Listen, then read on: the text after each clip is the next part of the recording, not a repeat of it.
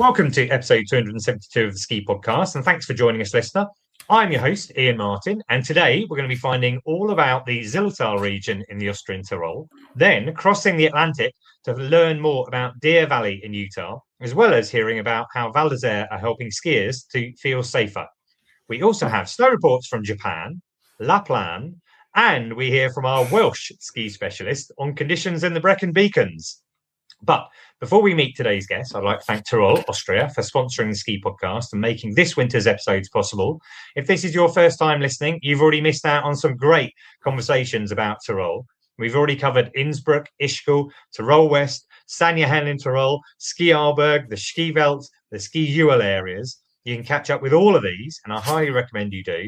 I've really enjoyed finding out more about the Tirol and the Lebensgefühl, that Austrian way of life that connects them all. Now, that leads me to our guest today. As my first guest joins us live from the Tirol, I'm delighted to welcome Kate Saringer, owner of the eponymous Kate Saringer International Language Service and based in Mayrhofen. Hi, Kate. How are you? I'm very good. Thank you. Thanks for inviting me. Am I right? Are you in Mayrhofen just now? I'm slightly outside Mayrhofen-Hippach. Okay. And how's snow looking just now in the Zillertal? Pretty good, actually. We hadn't had loads of snow, but it's been extremely cold. So the snow we've had has not left us. So it's good. The mountains are perfect. Down here in the valley, we'd prefer to have less snow, if I'm perfectly honest, with all the driving. No, it's white. It's picture perfect. Yeah, well, as far as like holiday makers, probably listeners of the podcast are concerned, the more snow, the better. They don't have to particularly get around. It's morning, not afternoon, for my second guest today. I'm very pleased to be joined by Emily Summers, Director of Communications at Deer Valley Ski Resort in the USA. Hi, Emily. How are you? Hi, I'm great. Thank you. Are you based just now in Deer Valley in the mountains? Yes. Yep. Deer Valley's located in Park City, Utah, about 40 minutes outside of Salt Lake City or the International Airport. And yeah, that's where I'm based. Oh, and I think it was perhaps a relatively slow start to the season over in Utah, but you've also had snow recently as well. Yes, definitely a slow start, slower than I think we've ever seen, but we have turned the corner. We've got some great snow in early January. We've been able to make snow, and we are looking for some storms in the coming days. Oh, well, that is exciting. Now, a question I always like to ask my guests at the top of the podcast is, when did you ski or snowboard last? Kate, when would that be for you? I think about 3 years ago. I don't ski. Right, okay. Where was that 3 years ago? It was the Hintertux glacier. It ended up with me being flown off by helicopter after being skied into by somebody else, and I hung my skis up for good after that. I didn't come here for the skiing. I came here for love and stayed. And I love watching people enjoy the slopes. My children, my grandchildren are fantastic skiers. They enjoy it. I just don't. Okay, well, I mean, I completely understand that. And actually it fits into our conversation about safe skiing. We might come back to that a little bit later on. Let me ask Emily then, what about yourself? When were you last on snow? 3 days ago at Deer Valley, and it was my 5-year-old daughter's first full day of ski school, and she didn't want us to pick her up. She had such a good time, so it's a pretty memorable day for us. That is exciting. Now, I'm kind of figuring if you live in a ski resort that 5, she's probably done a bit of skiing before. You're saying this was her first official ski school, was it? This was her first full day of ski school. She has been very spoiled.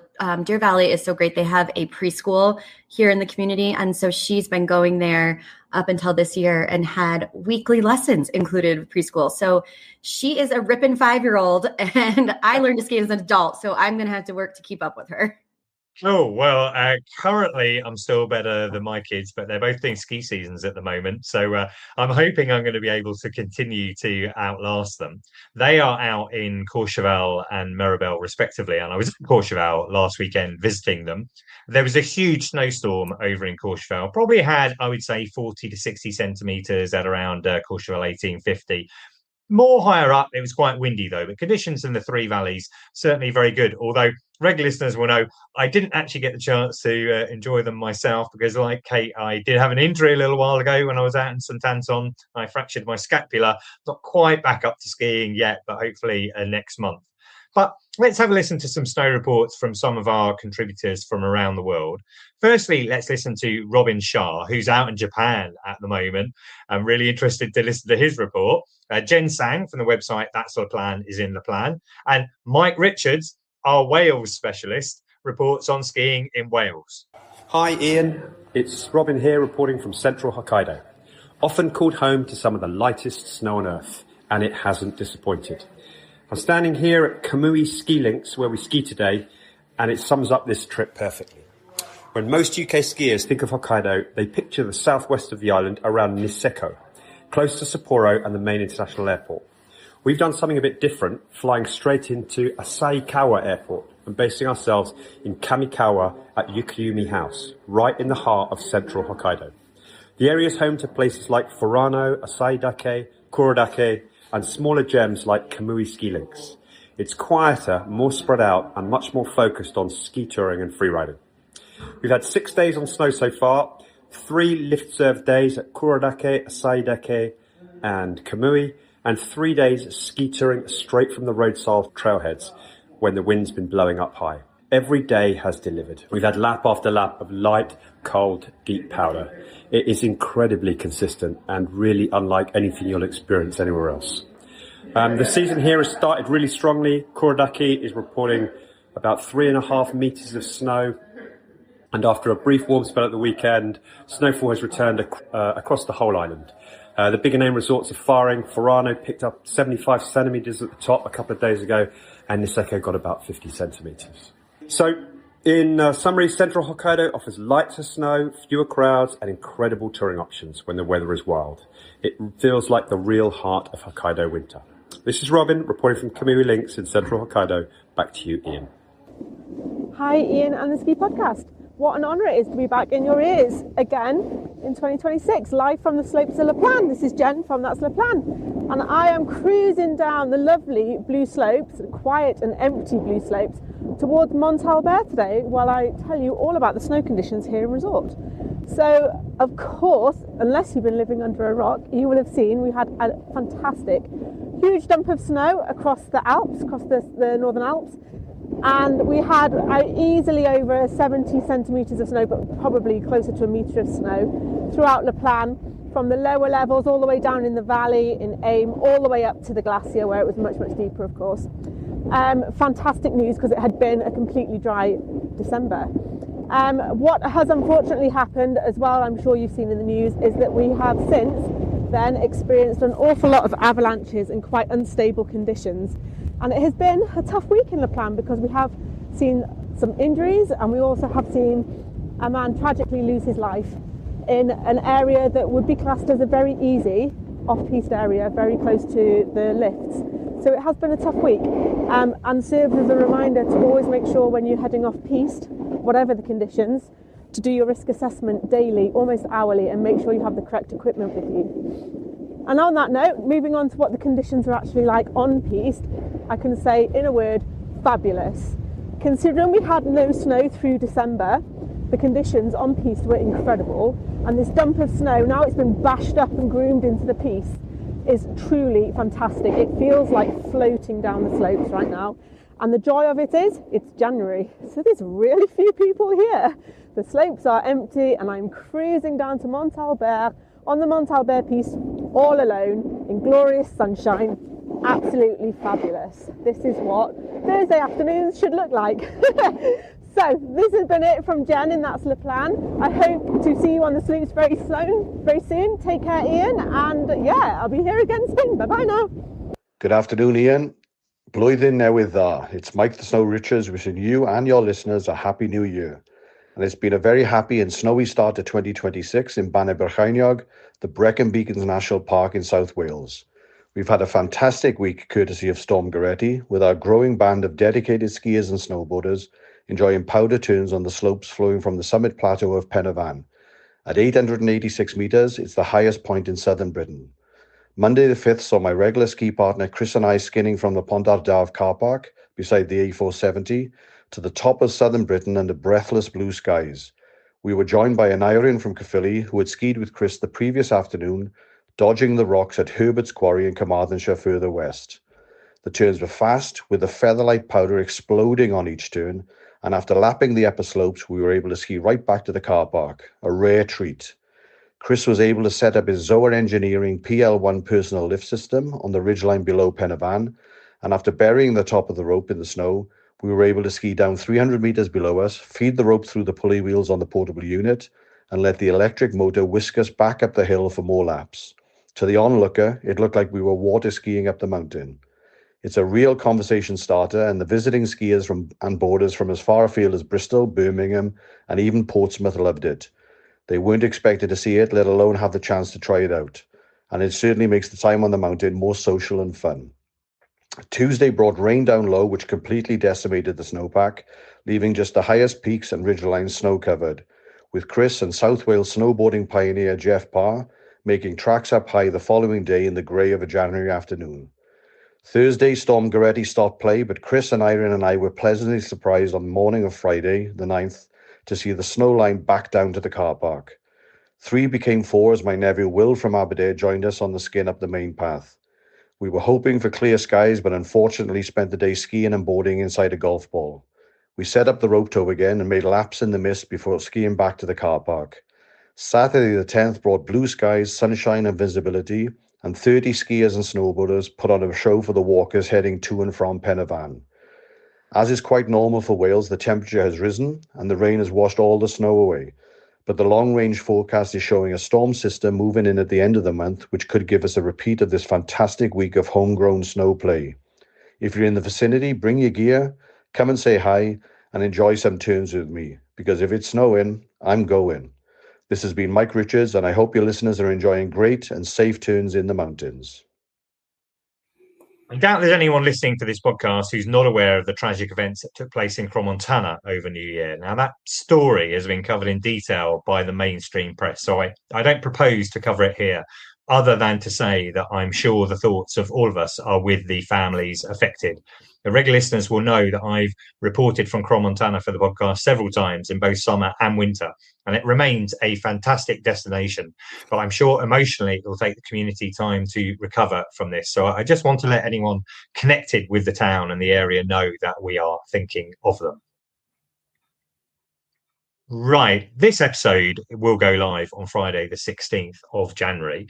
And that will be exactly 3 weeks before the Milano-Cortina Winter Olympics start in Italy. There's a lot to look forward to in these games. I'm sure there'll be many amazing stories that will unfold. I think all eyes will be on Lindsey Vonn, who's having an amazing season. But the majority of our listeners are from the UK. So let's check in on how our British athletes are getting on. If you listened to last week's episode, you'll have heard Kirsty Muir's story. Now, she is 20 years younger than Lindsey Vonn, but she has in common with her the fact that she's come back from serious injury to win in the World Cup. And last week, the very day our episode came out, the 21-year-old won her second event of the year with the gold at the slopestyle in Aspen to add to her win in the big air in China. So Kirsty is in great form and a genuine contender for the podium in Italy. Also, in the last week, 22-year-old Zoe Atkin came second in the ski halfpipe, also in Aspen. That's a gold and 2 silvers in 3 events for her so far this season. So I think we can firmly say she is another British athlete who could be coming home with a medal. Now, I interviewed Zoe just over a year ago in episode 238, so I'll put a link to that in the show notes if you'd like to know more about her. As we record today, the Larks Open is taking place in Switzerland, which will see reigning Crystal Globe champion Mia Brooks back in action. The 18-year-old has only had 1 outing so far this winter, which saw her take first place in the big air in China in early December. This will be her first slopestyle since finishing 6th in the World Champs in March. So I'll keep you posted on all of their progress on the Ski Podcast. And as promised, it looks like I'll be putting in some overtime to bring you updates during the games. I'm still working on that at the moment, but I'm hoping to do an episode maybe every other day or 3 times a week, something like that. Right, let's move on to Zillertal. It has been so interesting finding out about the different areas of the Tyrol so far. And I'm really looking forward to finding out more about the Zillertal. And in fact, I'm not making this up. I literally had an email from a listener earlier today. He said, "Oh, well, you're going to be covering Zillertal because I'm going there at half term. So this is perfect timing for her." Kate, I wondered first, you said that you came to the region for love. I wondered if I could ask you about your connection with the area. Well, it all happened a long time ago, and I met this rather attractive young man in southern England, in Dorset. He couldn't speak English and I couldn't speak German, but he had great legs and one thing led to another. It turns out he was from the valley, 18 years old. It wasn't anything serious, but he said he had to go back to Austria to do his national service. And would I like to come with him and see where it came from? And it happened to be Zillertal. So that's where it all started. I came with him. So 40 years later, and right now you run your own translation business. And am I right in thinking that part of that involves working on the World Cup circuit? You said to me in the green room, you're going to be in Kitzbühel next week? I am. I leave on Sunday for Kitzbühel. I opened my interpreter service and translation business in 2006 and quite inadvertently got involved with the World Cup. I've been in the box for the last 17 years for the Hahnenkamm races. Yeah, I mean, that must be pretty exciting because probably the Hahnenkamm is the most famous race on the circuit, where lots of people have made their careers there. You get a view of the course and can watch it all, can you? And all the men in lycra. Yes, it's great. A couple of years ago, I pushed the flower girl off the winner's podium so I could stand next to Dave riding because I was like, oh, there's no way you're accompanying him. That's my job. They put a hugely impressive show on every year. And it's the centre of the downhill universe. And you mentioned the downhill. Evidently, you mentioned Dave riding. There's a slalom race there as well. I think Dave has a good record there. He's obviously won a race there before. We have our fingers crossed that he'll be able to continue that form and take it through to next week as well. Let's talk a little bit more about the Zillertal then. Now, I know from my O-level German that Tal means valley. So I'm guessing the river Ziller runs through it, does it? It does, not from start to bottom, because to start with, it's the tributary valleys where the glacier and snow-fed streams run into various rivers that then merge into the Ziller about halfway down or to 1/3 down, and that's the Ziller River sides. Cool. And could you give us a sense of where it is in Austria then and how you would get there? Yeah, Zillertal is very close to Innsbruck. We are in Western Austrian Tirol, close to the Italian border. You can, in fact, walk to Italy fast and you can drive it from here. Very accessible. Innsbruck Airport is less than an hour away. It's easy transfer into the valley. You can either hire a car or public transport's fantastic. Yeah, I tend to travel by train when I go out to the Alps, and so I know how easy it is to get to Innsbruck. So from Innsbruck, can you take a train? I'm thinking because it's in the valley, you can probably take a train directly into the resorts. You can. There's a couple of changes from Innsbruck Airport. There's a bus to the main train station in Innsbruck. Then a couple of stops down the line, it's Jenbach, where you change to the Zillertal Bahn, which is the train or bus services into the valley, serves all the major villages through and down the valley. And actually, just to clarify, I'm talking about taking the train all the way from the UK. I've done this for the last few years now to different places. If I was going to Innsbruck, I would probably take the Eurostar up to Amsterdam and then take the OBB night jet down from Amsterdam through to Innsbruck. And then obviously you can connect, as you mentioned there. So we're talking about a region, Zillertal. There's no ski resort called Zillertal. So could you tell us which resorts make up the Zillertal? Zillertal is actually made up of 4 holiday resorts. We have Fügen-Kaltenbach at the beginning of the valley, followed by Zell-Gerlos, which is very extensive, goes right through to the Salzburg provincial border and over. And then we've got Mayrhofen-Hippach and Tux-Finkenberg. And altogether, that's a lot of kilometres of piste. I actually looked it up. Tell me if this is right, but I've got 548 kilometres of piste and 180 lifts, all covered on a single lift pass. It's 546 kilometres, just to be absolutely precise. But yes, 180 lifts and all covered on the one Zillertal Superskipass. Yeah, so how do they link up then? Can you ski across the whole area, or does sometimes you need, if you wanted to ski the whole area, maybe you get a bus between some of the resorts? Is that how that works? Exactly that. They're not all interlinked. They're quite expensive each in their own right, but to get from one resort to the next, for the 4 interlinked by either bus or train services, which your ski pass also covers. You mentioned that, unfortunately, your accident was up on the Hintertux glacier. I mean, the fact that you have glacier skiing there is a huge bonus. Again, I looked this up, 3,250 metres at the top. I'm pretty sure that means you can guarantee skiing through, pretty much all of the year. What months is the Hintertux glacier open? Well, it opens in October and goes through till early summer, depending on conditions. Yeah, it's always quite novel to go up to the top in summer and have a snowball fight and come down to 35 degrees in an outdoor swimming pool session in August. So yeah, we have the best of everything. Sure, and a lot of the freestyle skiers and snowboarders that I mentioned go up to Hintertux for training in the summer months, don't they? They do indeed. Lots of national teams are up here. My son is quite a talented snowboarder. He's doing all the flips. I never go to watch because I can't bear the thought of him hurting himself. But yes, there's a huge amount of training that goes on here in the summer months. Yeah, I know what you mean. My son did his first backflip last year and I wasn't there to see it. I just saw it on video and it scares the life out of me. Tell me a little bit more about the skiing then. Who would you say the skiing in Zillertal is for? Obviously, it's a big area. Does it cover everyone from beginner to expert? It really does. There's every type of slope and every type of style that's catered for. You've got the parks, you've got wide open blue slopes. The mountains I know in Mayrhofen, the Ahorn is particularly suitable for families and beginners. Big, expansive slopes. You've also got the downhill down to the valley. Penken is quite extensive. It goes out close to the glacier again. You can ski huge amount of slopes up there for every level of ability. So, like I say, from beginner right through to absolute expert. And also, I mean, I did quite a bit of research looking around the website. I noticed that there are a lot of non-ski activities as well.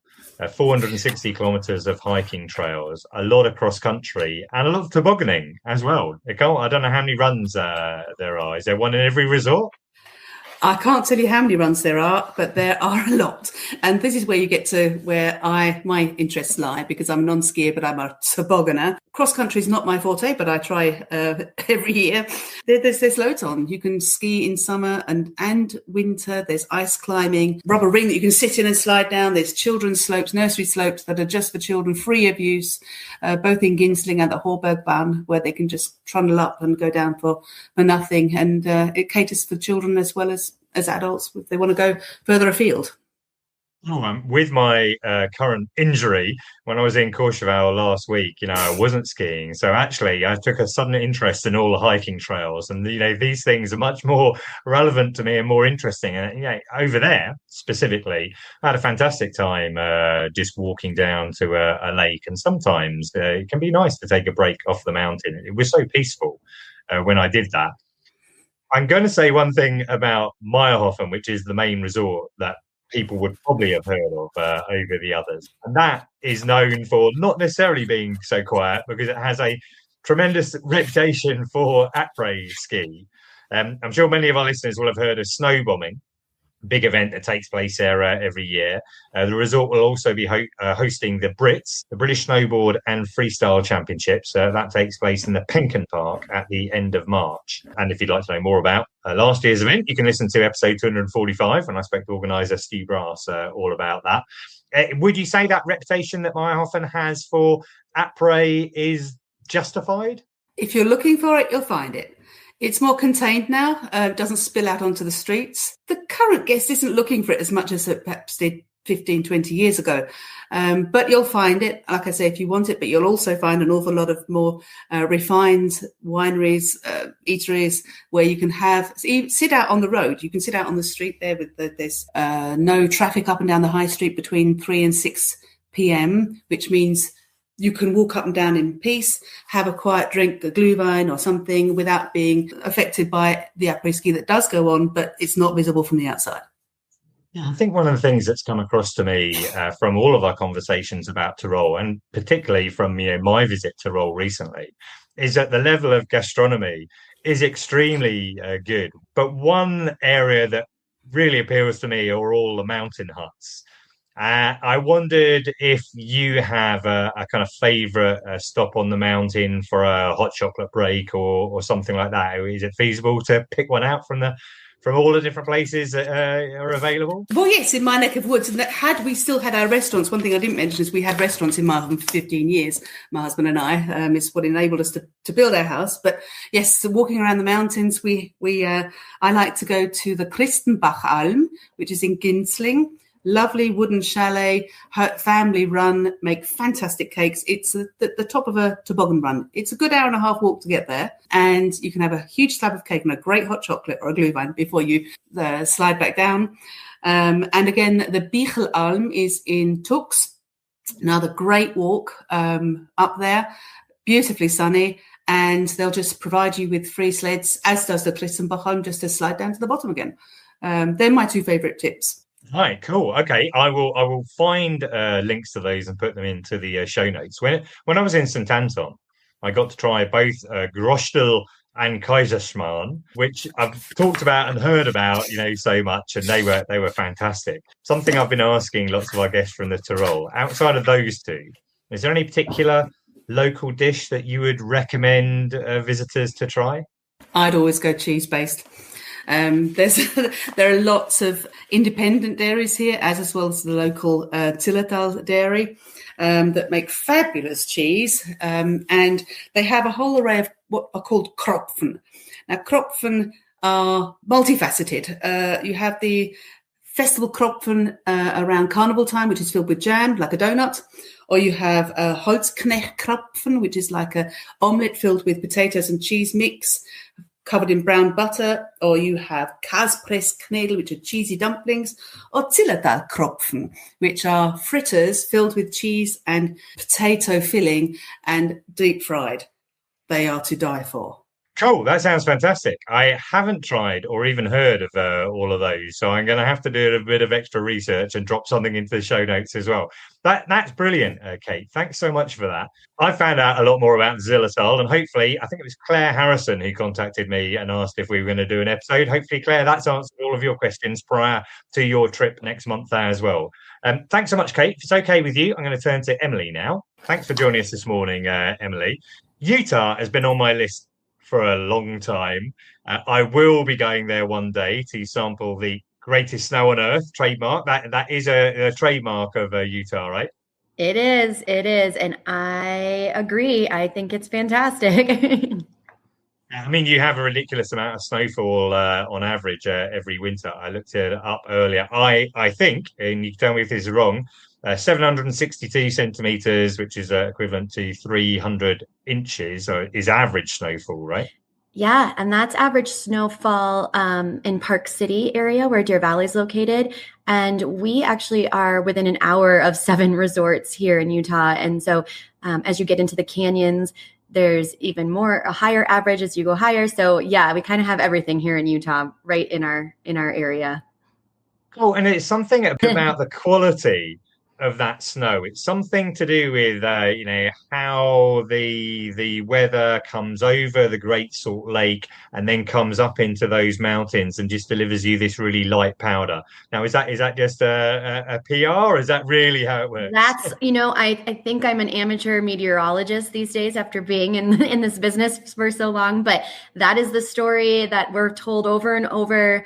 The storms do come over the Great Salt Lake. The salt dries out the system, and we do tend to see really dry storms here. Yeah, well, I've been to Salt Lake before. I went there a couple of years ago when I went up to Utah and Montana, but it was in the summer. I will be going there to ski at some point. But I think Deer Valley and the resorts that you mentioned are very close to the airport. It's a short transfer, right? Very close. It's honestly one of the best things about being in Utah. It was surprising when I moved here too.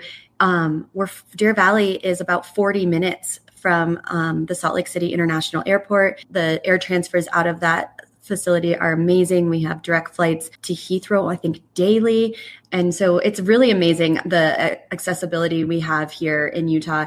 And Deer Valley is one of 7 that are an hour from the airport. And just to get a sense of the altitude, what sort of height would Deer Valley be at the base station and then the top stations as well? So here's my American math for you. But our base elevation is now actually in our new base area, the Deer Valley East Village, which opened last year. And we're at just under 2,000 meters there. And then our top elevation is just under 3,000 meters. Dan, I appreciate you converting it into meters. Around 20% of our listeners are in the States and they speak feet. But most of the listeners on the podcast speak meters. So that's great. You mentioned about the new Deer Valley East Village. There's been a lot of changes in Deer Valley over the last couple of seasons. I think I'm right in saying that there were 3 new lifts last year and 7 new lifts this year. I wonder if you could tell us a little bit about that expansion that's going on, because I think it's unprecedented in terms of North American resorts, certainly since resorts were first constructed. Yeah, I mean, that's what they tell me. I have been at Deer Valley for 20 years, and they always had spoken about, we would stand on that ridge line on Bald Mountain and look over to our east and say, one day we're going to be skiing in there, and one day we're going to be skiing in there. And that day happened about a year ago through numerous land exchanges and opportunities, and some were exchanges to do with the Olympics. And anyway, we ended up with a whole new area out of Deer Valley, and basically we have over doubled in size in the last year. So this is the new base area called the Deer Valley East Village.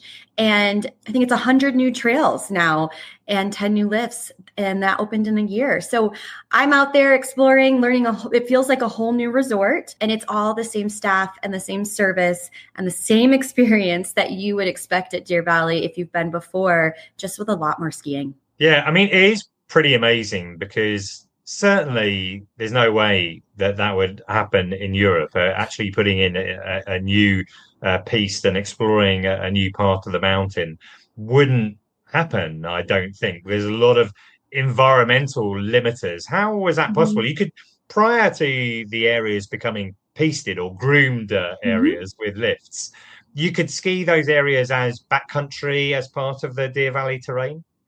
Not as part of Deer Valley. So this land is privately owned. It's under a nature conservation. So in the summer, we are also goat shepherds, I think is what we became when we signed the lease to operate this land. So there's a lot of components to it. But bottom line, the land is privately owned, but is under a jurisdiction here in Utah called MITA, and that's Military Installation Development Authority.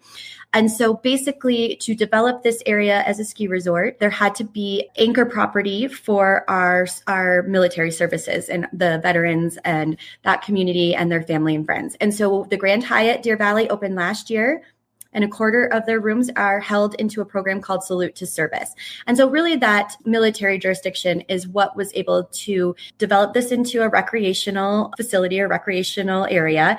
And then in August of 2023, Deer Valley became the operator. And that's how, in a very, very tight story, Deer Valley was able to expand in this way. And yeah, I don't think it's happening. Land is a finite resource. And so it's pretty amazing, this opportunity that we're in, and to be able to just make Deer Valley bigger and better. Yeah, it's amazing. You mentioned that I think the skiable area has doubled already, but that's going to go up even further, isn't it? It is. You are so right. We're in a multi-year expansion. So we were about a year ahead, which again, it feels really crazy to say, last year when we opened 3 lifts and 20 runs. And then this year we're opening 7 more lifts. We have 2 currently running, 80 more ski runs, and we're opening more and more every day with those. We have doubled the snowmaking system. So we added 4 new pump houses, and I think it's 80 miles of pipe. You're going to have to help me with math there again, but we're just doubling kind of everything. We've got 2 more on-mountain lodges coming online in the next couple of years. And then even next year, we'll add another lift and 7 more runs. And then there's even more land available on South Peak in future years. It's just incredible, really. The expansion is greater than most ski resorts on their own. That's just the added area. Something I was interested in when I was finding out more about it was about how you came up. You're saying you've got, an extra 100 new runs. They all have names. So who sits down and works out what you're going to call the new runs, and where do you get those names from? Okay, well, there's a handful of us. And last time Deer Valley expanded was in the 07-08 season with our Lady Morgan Mountain. And that was 7 runs and 1 lift. And we sat around a table and we did it the same way with this 100 runs and 10 lifts. It was just much more intense. And I said something, who's Lady Morgan? I said that name. All of these names at Deer Valley have always come from the silver mining history in Park City. And Deer Valley sits on top of numerous old silver mines, silver claims. We have infrastructure, especially in the new area that you'll see and you'll ski by. We work with our local historical foundations and we refurbish some of these mining head walls and infrastructure that sits on the mountains. And then we put on historical tours and we have plaques around the mountains. So you'll see some of the names of the runs. And we sat down with the mining claim map And we went through and we picked all of the names that we thought could be a great ski run. And so it's really fun then to kind of say, oh my gosh, we have all this new high alpine beginner terrain. Look we have Junebug, Humbug, Dream Meadow, Straddlebug. And so it's like, that would be the greatest beginners area, high alpine. And then you have names like Carbonite, Redemption, and those are those black diamonds that we're dying to get into, so they all come from silver mining. Do you claim any of them for yourself? Is there any particular one where you said, right, I name that run, that's my run? No, but we did all of this last summer, and I can't help it. I'm a Swiftie. And so we have an Ophelia one. And so that's my run that I'm excited to be skiing this winter. It hasn't opened yet, but the marketing team did dress up as our favorite new runs this Halloween, and I was Ophelia. So we do all kind of have our eye on a couple. One of my favorite things too is you will be skiing and see a lot of spelling mistakes. We actually take the integrity of how the miners spelled it, which was a whole new challenge in this world of autocorrect. We're like, no, it's humbug, not hambug, and Carbonite has the wrong vowels. But it's something Deer Valley's always done. One of our runs when we hosted the slalom in the O2 games is No You Don't, and it's KNOW. And it's just because that's how it was on the mining map. So we were really lucky to still have so many names to use and to be able to kind of keep that theme. And it's a great tie to our history. That sounds very smart, calling one of the names for the Swifties. I'm sure that will bring lots of people in just to have their photo taken next to it. I did read there's a painting of Ophelia in a museum in Germany. I can't remember exactly where it is. It might be Hanover. And they've been overrun with Swifties, turning up who want to actually go and see it. So if it gets Swifties interested in art, I love it. Interested in skiing, then that's really good. All the new lifts are coming in through an arrangement with Doppelmayr, who I think are an Austrian company. I wondered if you wanted to pick out any of the new lifts in particular that someone coming to Deer Valley should look out for. I would love to. We have two currently running that I think are amazing because they've significantly changed the way skiers will flow around Deer Valley, and they've really added access to this new peak that we've never skied on before in terms of Deer Valley skiers and in our boundaries, and it's called Park Peak. And it sits behind Bald Mountain, and it's above the tree line. And this is where I'm saying the high alpine green terrain that's come online. And we have a new ski run that goes from the top of Park Peak down to the base of East Village called the Green Monster. And it's one of the longest green runs you'll find in the US, and it's just under 5 miles.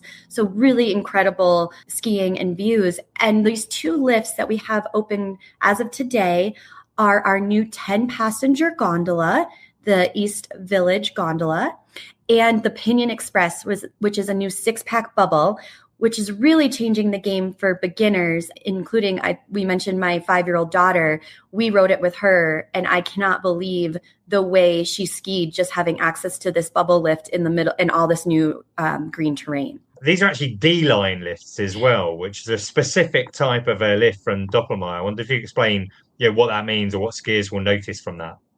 Yeah, so Doppelmayr has been a great partner. We've gotten all of their most advanced, wonderful lifts. My understanding is D-Line is their detachable, high-speed, modern lift system. And really what you'll notice is smoother operation, higher capacity, advanced features that compared to their older lifts. But as a skier, it's better ride comfort, it's quieter, it's more efficient. We love new lifts like that. I mean, it sounds a lot like some of the bigger European resorts, interconnected, seamless. But we mentioned that extension isn't even done yet. You mentioned the base, the Deer Valley East Village. That's still under construction. I think you said the Hyatt has opened already, but there's more hotels planned, including, I read, a 6-star hotel. What do you get in a 6-star hotel? I will find out with you guys. It's all amazing what's happening over there. But right, the Grand Hyatt Deer Valley is the flagship property, and they have been open. This is our second season. Ground has broken on a 4 Seasons. That's coming in the next few years. A Hilton Canopy is opening. And then there's more to come. We're working in partnership with Xtel, the developer over there, but many more hotels to come. The guys who make the lift and run maps must be getting a lot of overtime because it's changing every single season. I should probably point out as well that Deer Valley is on the Icon Pass, I think. That includes, Zermatt, Chamonix, lots of big areas in Europe. So, listener, if it's a big year for you and you're skiing in Europe and you're thinking about going in the States as well, it could be worth investing, although I think it's actually cheaper to buy it earlier. So maybe planning ahead for next year. Can I ask another question, Emily? You mentioned briefly there the Olympics. We've been talking about the upcoming Olympics next month. But I think the games after next in 2034 are going to be hosted in Utah. We're getting them back. I'm so excited. I moved here in 2006 and I always thought, man, I really missed out, but we're coming back. And they're really formatted similar to how they were in the 2002 games.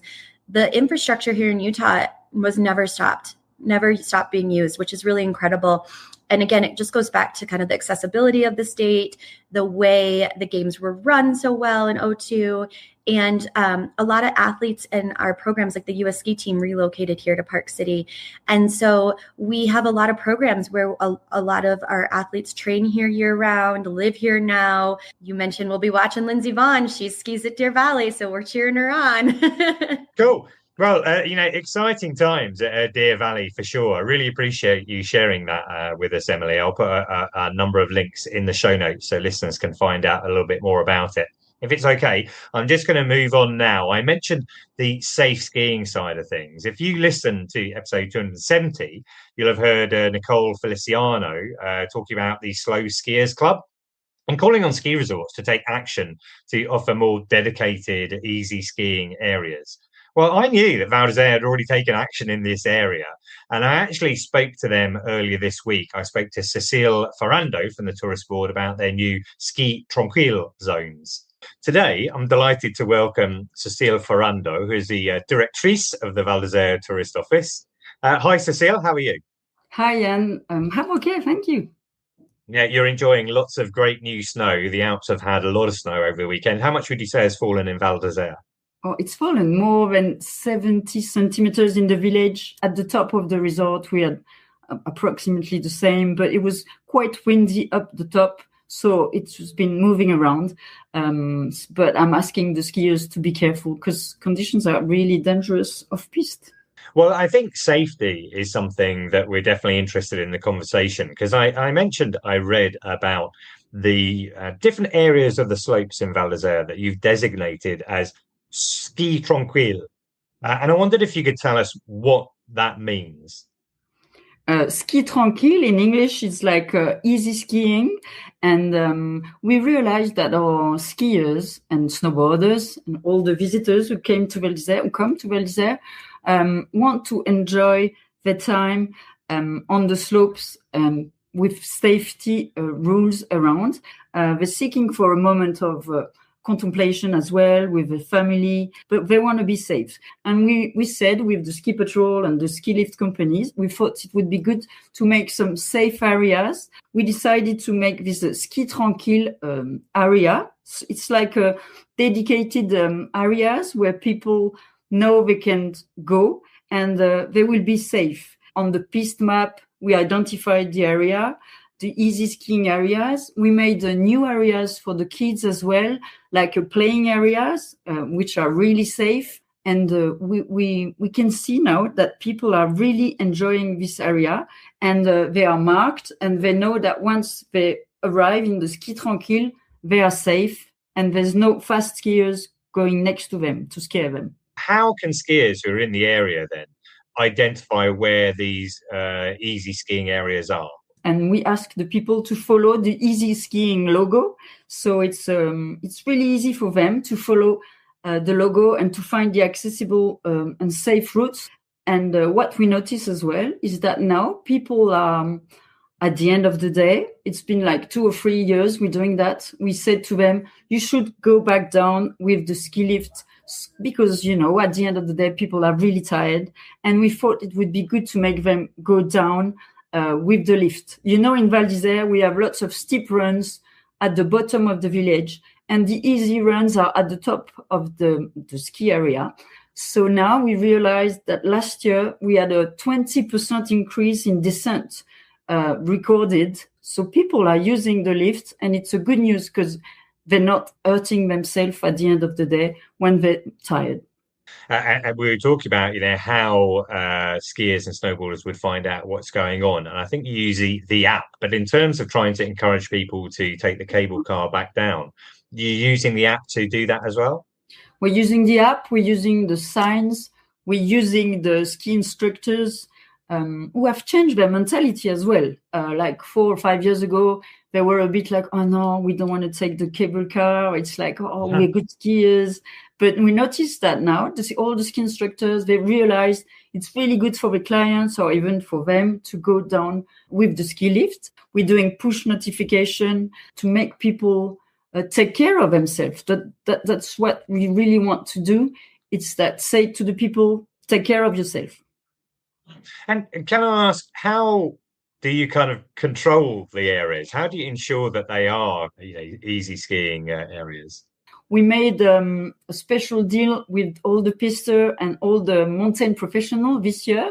We asked them to engage themselves for safety and well-being on the slopes, and they had to sign an ambassador charter. They're all trying to explain to the clients, be careful. So it was really important for us to have the involvement of all mountain professionals, because the more people talk about what's happening on the slopes, the easier it will be to make the message understandable for the skiers and snowboarders. We made some special visuals, and the people can find them on the slope. They are also displayed in the village where people are renting their skis. It's like a funny visuals to make them understand all the rules. We have 10 rules on the ski slopes. We tried to make them fun, so people realize that there's some rules to follow when you're skiing.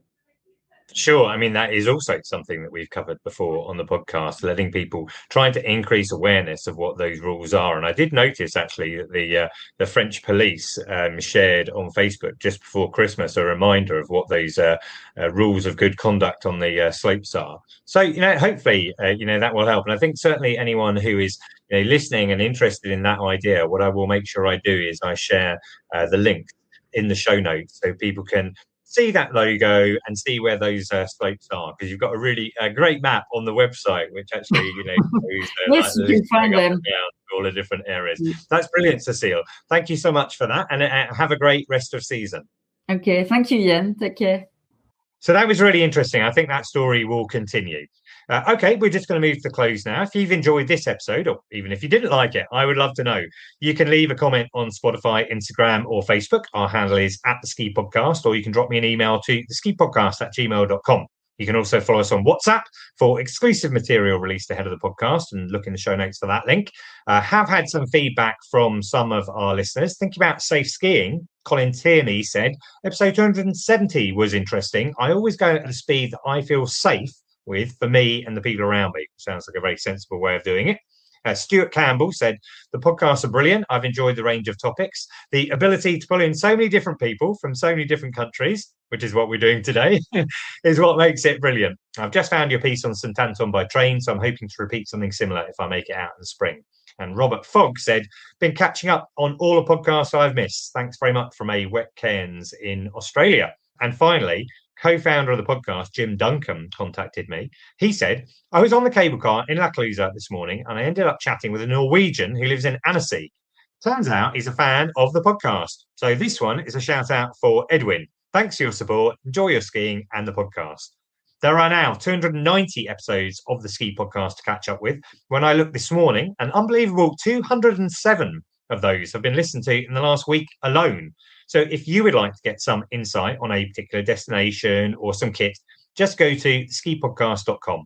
Have a search around the tags and categories, and you're bound to find something you will find interesting to listen to. I can tell you that in that last week, half of our listeners were in the UK, around 20% in the States, and everyone else spread as far and wide as China, Brazil, and South Africa. If you'd like to help the Ski Podcast, there are 3 things you can do. You can follow us or subscribe. You can give us a review on Apple Podcasts or leave a comment on Spotify. And if you're booking ski hire this winter, don't forget you can get an additional discount if you use the code SKIPODCAST when you book at intersportrent.com, or simply take the link in the show notes for your discount to be automatically applied. For now, I would like to thank my guests in the studio today. Thank you very much, Kate. My pleasure. And Emily, thank you. Thanks for having me. I would like to thank Tirol for sponsoring the podcast. And finally, listener, thank you for joining us wherever in the world you're listening right now. And until next time, goodbye.